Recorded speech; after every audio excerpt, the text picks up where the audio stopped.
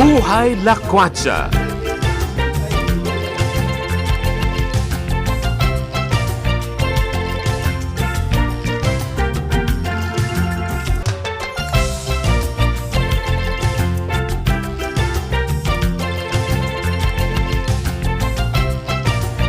Happy first anniversary, Buhay Lakwatsa! Akalain mo yun, na 1 year na kaagad tayo. Hindi mo namamalayan kasi masaya ka sa mga ginagawa mo.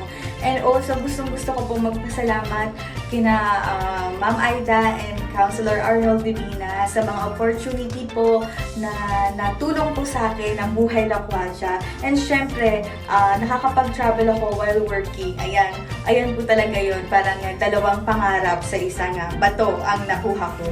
And syempre, yun, wish ko po, I hope po sa Buhay Lakwatsa na marami po yung mga mapuntahan natin, matulungan natin, mabigyan natin ng impormasyon yung ibang mga tao, yung mga nanonood po sa atin. And syempre, gusto ko po na marami tayong ma-discover sa iba't ibang places dito sa Pilipinas and hopefully sa buong mundo. Ayan po. So, happy anniversary! Hello po, Consi, Doc Consi and Ma'am Aida. Happy first anniversary po sa Buhay Lakwatsa. We're very honored po to be part of the team. Kaya more power and more years to come.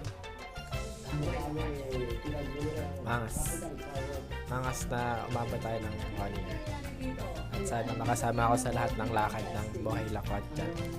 Hindi lang ngayon nandito lang ako. Tapos sana may bago kaming jersey. Charot. Sana makasama kami parati. More years to come. Happy first anniversary, Buhay Lakwatsa, and to the team as well.